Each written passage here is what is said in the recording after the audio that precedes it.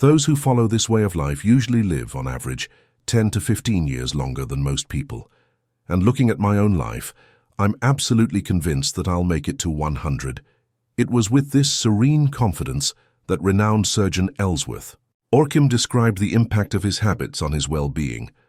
A doctor with decades of experience on the operating table, who after years of dealing with the most varied cases, came to a simple and powerful conclusion.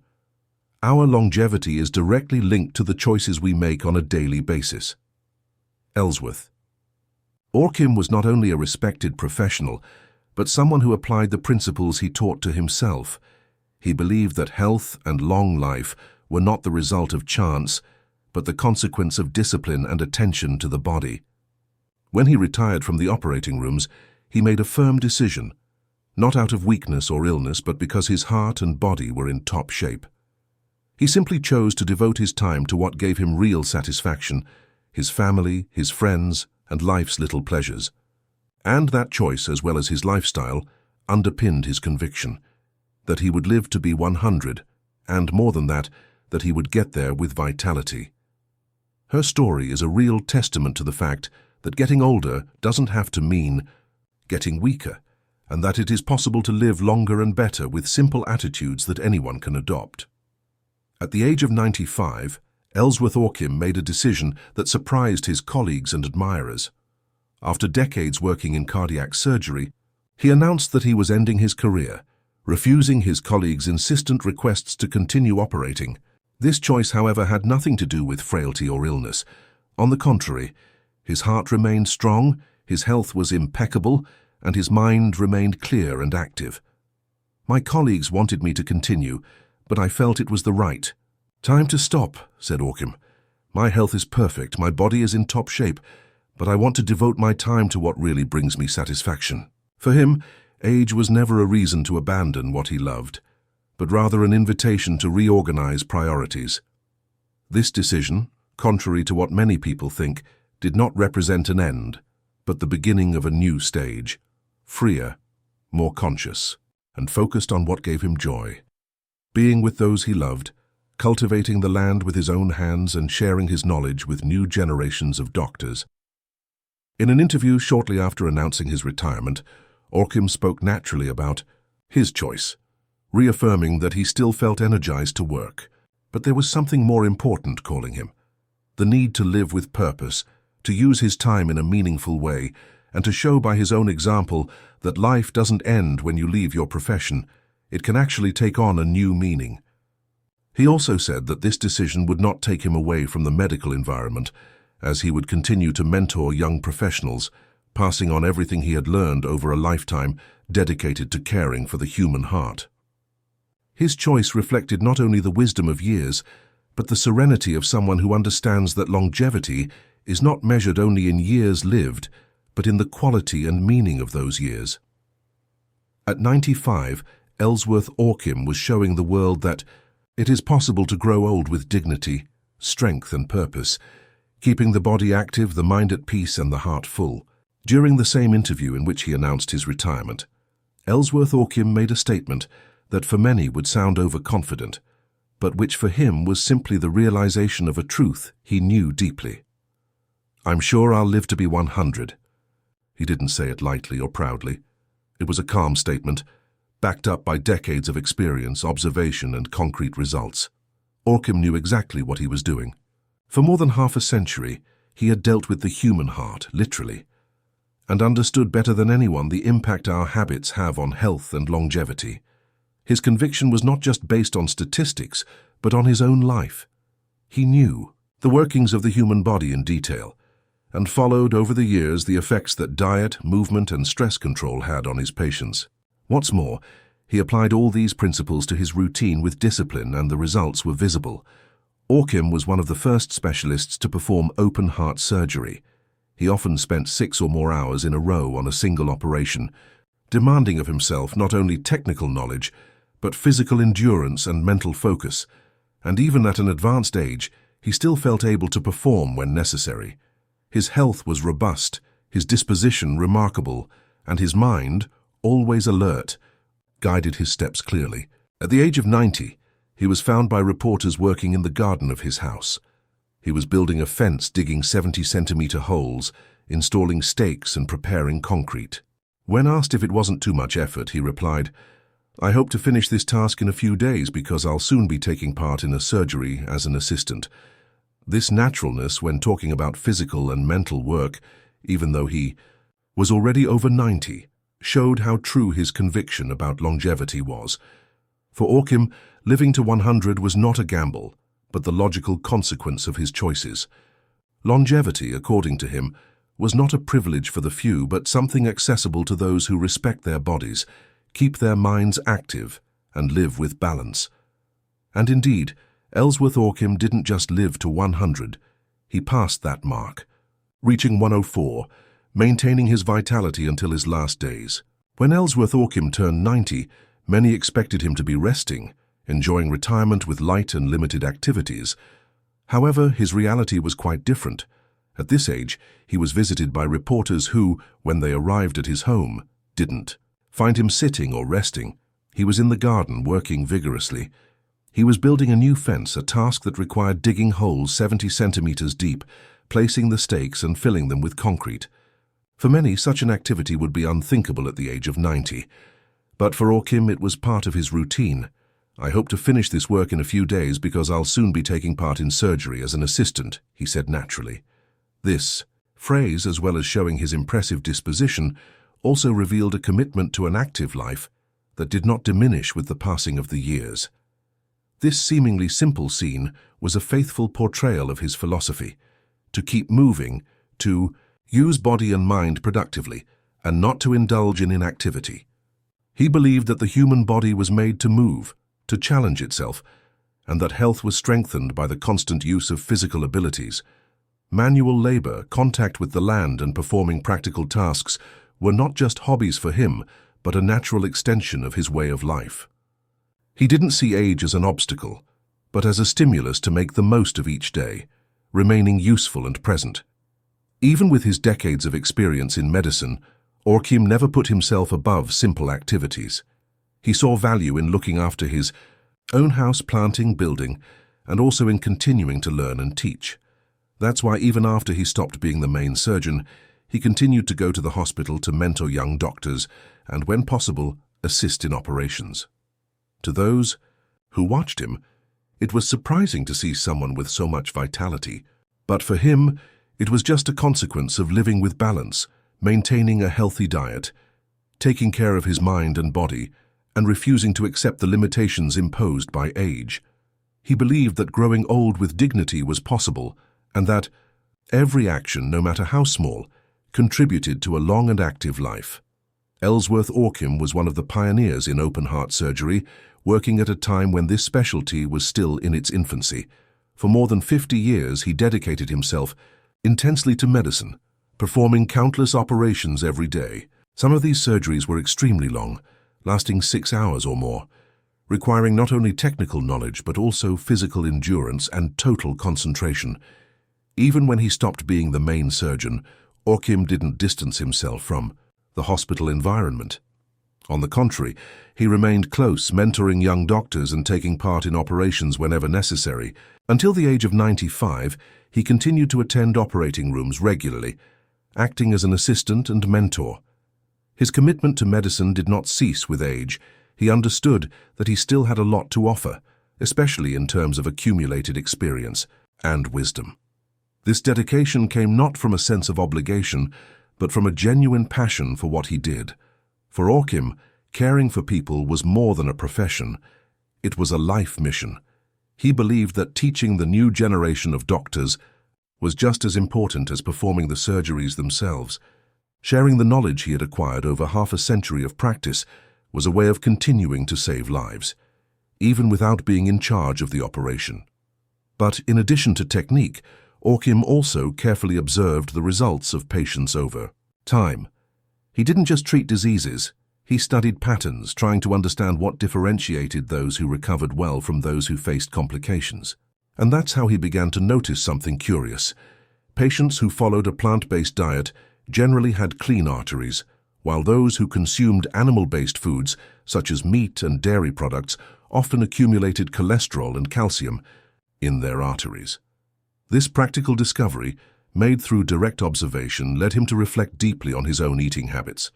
He realized that if he wanted to stay healthy and active, he had to make changes. At the age of 50, he decided to transform his diet, not just out of theory, but out of conviction based on years of clinical experience. Orchim believed that medicine should not just treat symptoms, but teach people how to prevent illness. His life was living proof of this philosophy. Someone who didn't just talk about health, but who lived what he believed in. The secret of Ellsworth Orchim's longevity was not discovered in books or theories, but in operating rooms, in front of his own patients.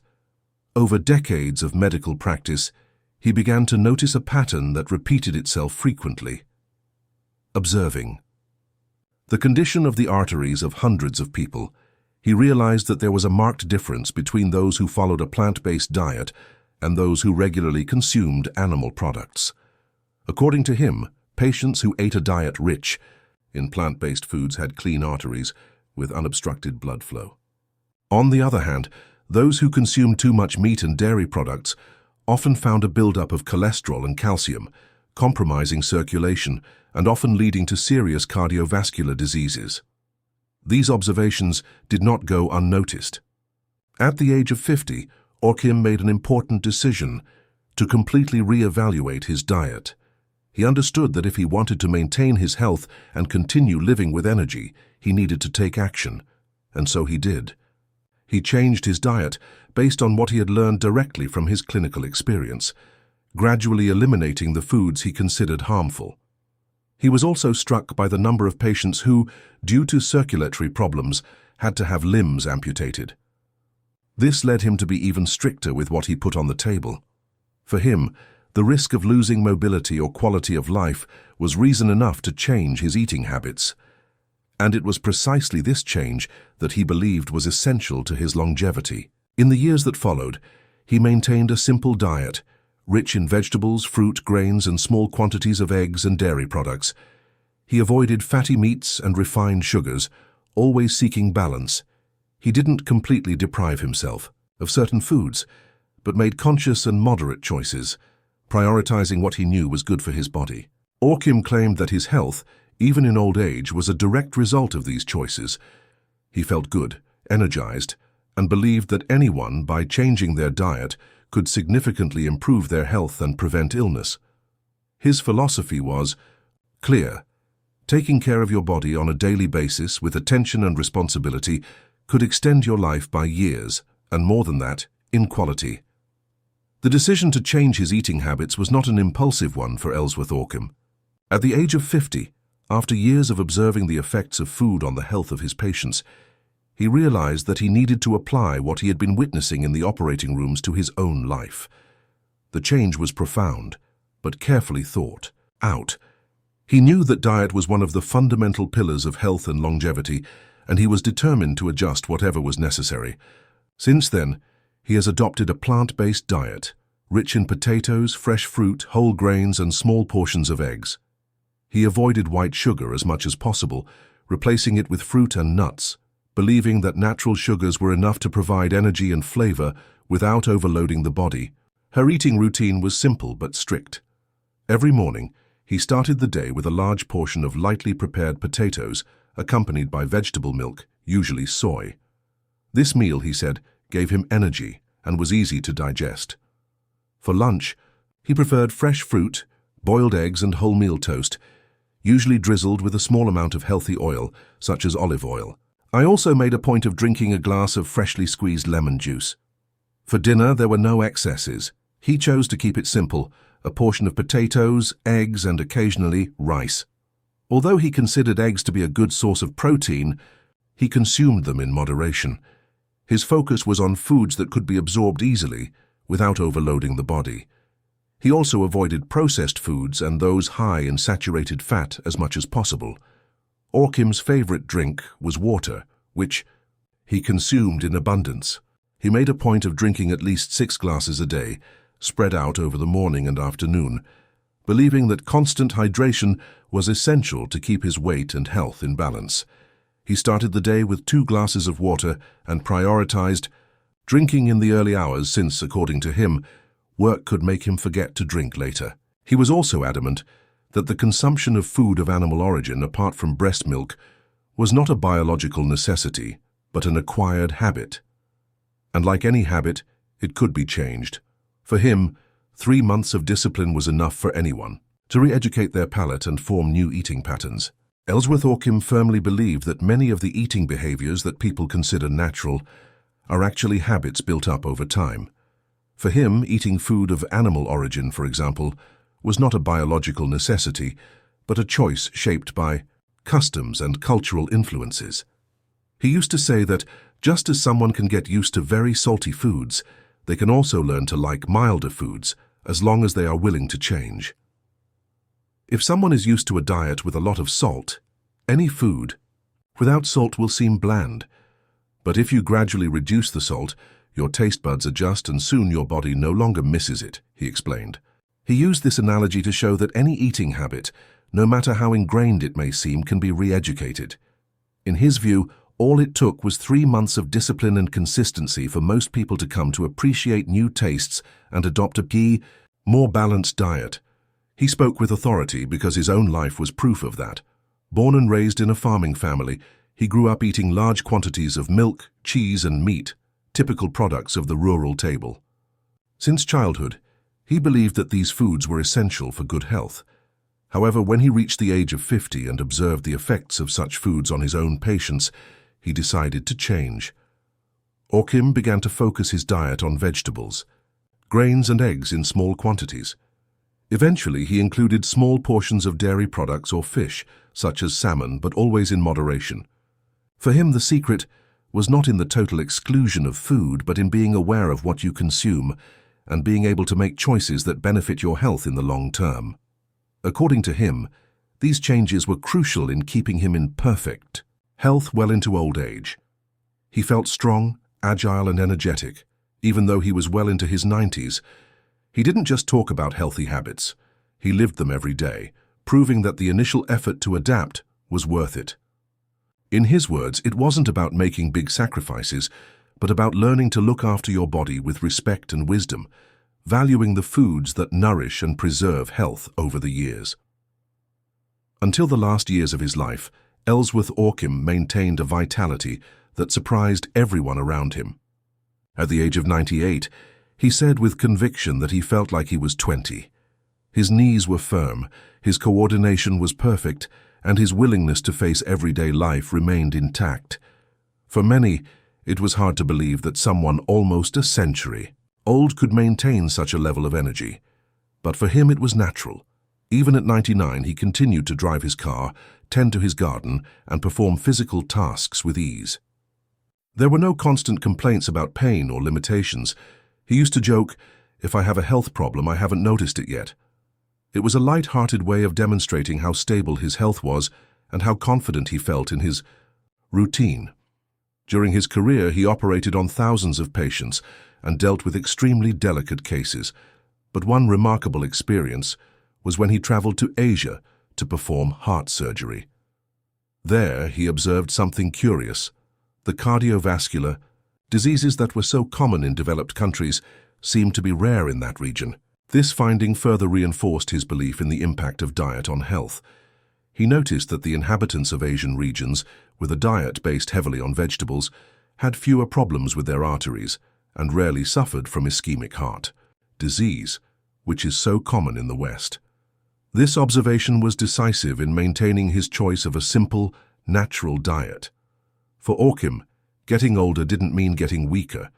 He saw old age as a stage of life that could be lived to the full, provided there was daily care and attention to the body. His energy and youthful spirit were a direct result of the choices he made. A light diet, constant hydration, regular physical activity, and above all, an active and positive mind. He believed that everyone could reach old age with quality of life, and his story proved it. He faced aging with serenity, and his example showed that maintaining health and autonomy was possible, even as the years went by. For Ellsworth Orchim, food was not just a matter of taste or custom, but of conscience. He often reflected on why so many people consume too much food of animal origin and came to the conclusion that most eating habits are not born of biological necessity, but of repetition from childhood. He used a simple but powerful analogy. If a person gets used to eating very salty food, any food without salt will seem tasteless. But if they gradually start to reduce the salt, their taste buds adjust, and over time, the need for salt disappears. For Orchim, the same principle applied to the consumption of meat, dairy products, and other animal products. He believed that, with time and discipline, any eating habit could be transformed. It would only take 3 months of continuous effort for the body and palate to adapt to new tastes and needs. It wasn't a question of imposing radical restrictions, but of understanding what was really beneficial for the body and acting accordingly. Orchim spoke with the authority of someone who had lived through these changes. Raised in a farming family, he spent his childhood and youth consuming large quantities of milk, cheese, and meat, foods that were abundant in his home. For many years, he believed that these products were essential for maintaining health and strength. However, with the passage of time and experience in medicine, he realized that this belief needed to be revised. At the age of 50, she began to gradually change her dietary pattern. He reduced his consumption of meat and dairy products, began to prioritize vegetables, grains, and fruit, and opted for eggs or fish only occasionally, in small portions. For him, the secret was not complete exclusion, but moderation and attention to the impact of each food on the body. These changes, made consciously, allowed him to maintain enviable health even in old age. Orchim was not against the pleasure of eating, but argued that the real pleasure came from feeling good, light, and healthy. His example showed that it is possible to change habits without suffering, just with knowledge, discipline, and respect for one's own body. In addition to Ellsworth Orchim, another name of great relevance when it comes to health and longevity is that of renowned heart surgeon Michael DeBakey. Recognized worldwide for his contributions to medicine, DeBakey was also known for his disciplined lifestyle and his conviction that health depends not only on medical treatments, but above all on the way we choose to live. DeBakey believed that the key to a healthy heart and a long life lay not in medicines or miracle formulas, but in simple habits, especially regular walking. For him, dedicating at least 30 minutes a day to walking, alternating slower rhythms with faster steps, was one of the best ways to keep the cardiovascular system in full working order. This activity, according to him, had a beneficial effect not only on the body, but also on the mind. His routine was exemplary. He woke up every day at 4 in the morning and started the day with a series of light exercises, stretches, push-ups, and inclines, each one repeated with care and regularity. After this brief session of physical activity, he would walk to the hospital where he worked, enjoying every step as a way of keeping his body active. This discipline accompanied him throughout his life. When it came to eating, DeBakey didn't follow restrictive diets, but he made smart choices. He avoided 2 products that he considered unhealthy: butter and fatty meat. He prepared his meals simply, preferring boiled or roasted food, and always included a good portion of fresh vegetables. He believed that replacing butter with lighter options could prolong heart health for years. His dinner was light, often consisting of vegetable soups accompanied by tea, and divided into 2 parts, one eaten in the evening and the other reserved for the next morning. Even with his busy schedule, DeBakey always made time for reading, devoting about an hour a day to scientific literature, keeping his mind active and up to date. For him, the real enemy of the heart was not cholesterol, but stress. He knew that dealing with the pressures of life was essential to maintaining good health. That's why he recommended healthy forms of relaxation, such as walks in the fresh air, cultural moments, and above all, laughter. He believed that laughter was a natural remedy, capable of relieving tension and renewing energy. Michael DeBakey's routine was marked by discipline and simplicity. He believed that consistency in good habits was more effective than any immediate solution. His day began long before sunrise, at 4 o'clock in the morning, when he got up every day without fail. This early start allowed him to organize his tasks calmly, without rushing, and to devote his attention to what he considered essential, taking care of his own body. As soon as he woke up, DeBakey would do a series of light but consistent physical exercises. These were stretches, push-ups, and inclines that he repeated about 15 times each. There was no exaggeration, but everything was done with dedication and attention to movement. This routine helped him keep his body flexible, his muscles active, and his mind awake. An hour after getting up, he was ready to leave the house, walking. For the hospital where he worked.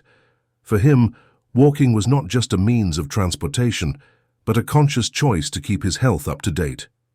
When it came to eating, his preferences reflected moderation. He didn't follow complex diets, but he was clear about what was good for his body.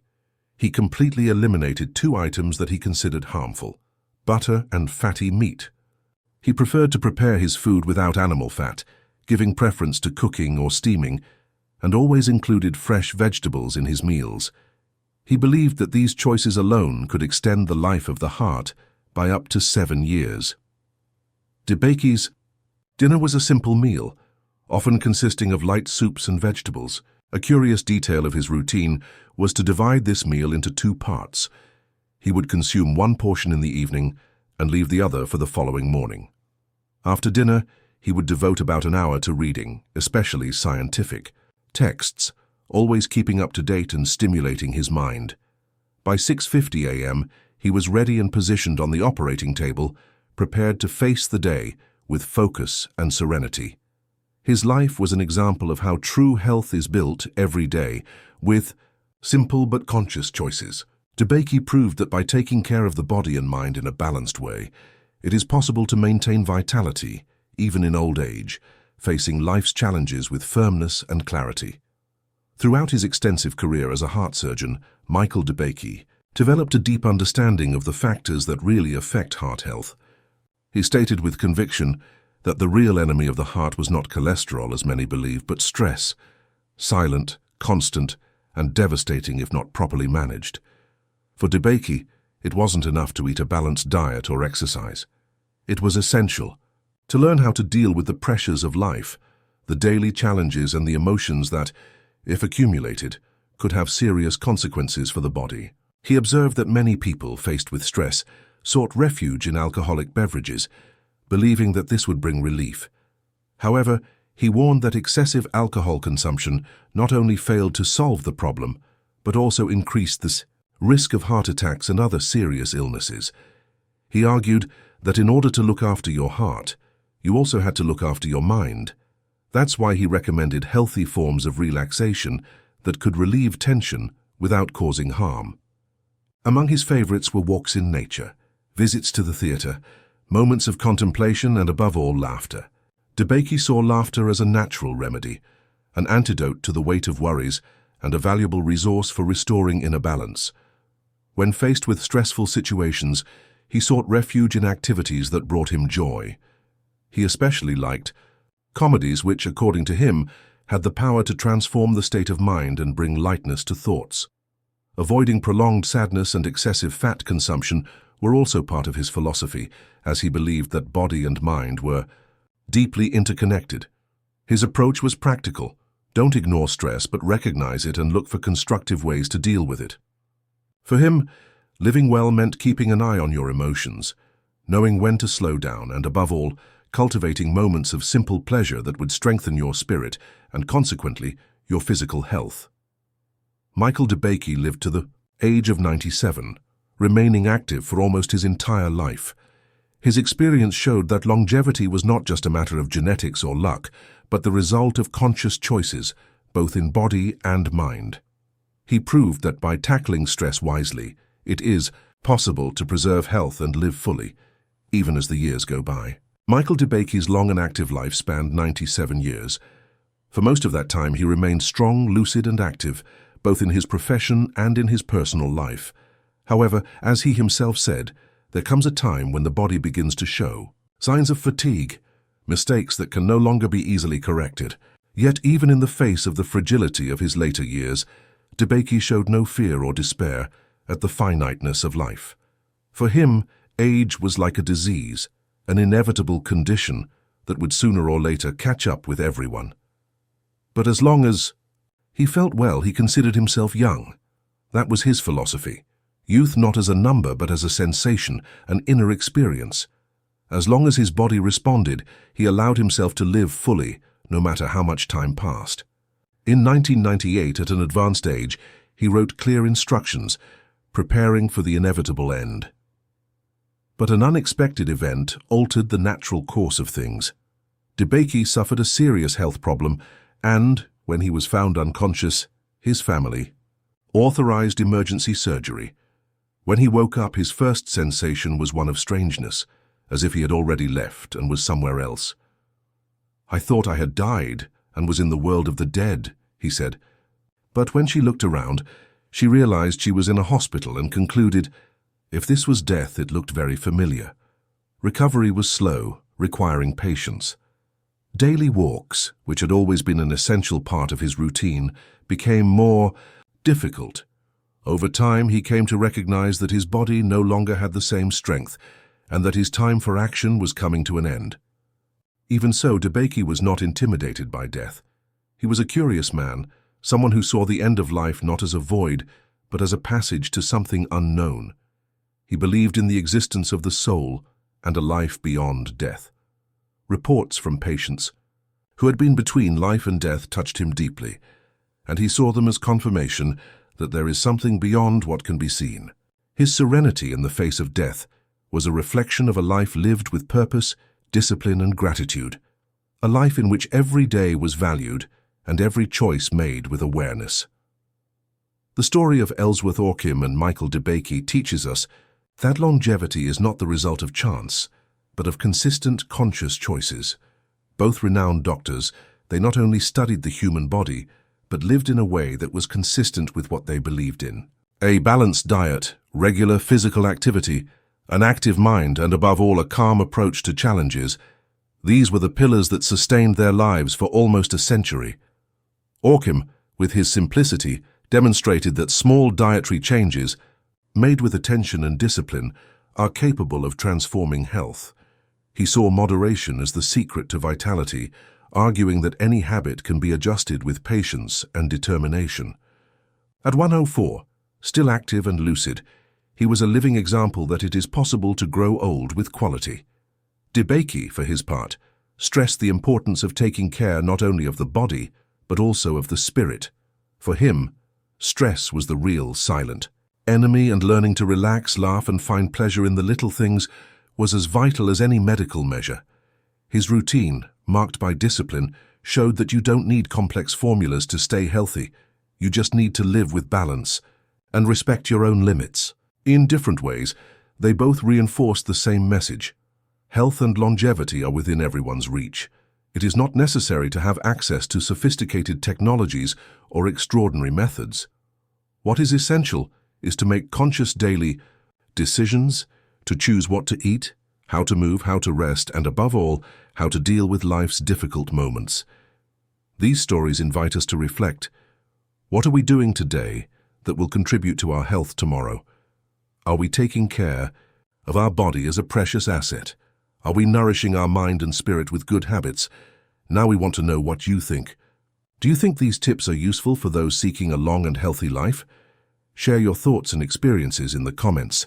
Which habits do you already practice and which do you intend to adopt? If this content has been of value to you, don't forget to like the video and subscribe to the channel. Here we always try to bring you information that inspires and helps you build a life with more health, balance, and purpose. If this reflection made sense to you, like the video, subscribe to the channel and activate notifications to receive more stories and reflections like this one. That way, you won't miss out on any new content. Stay well and see you next time.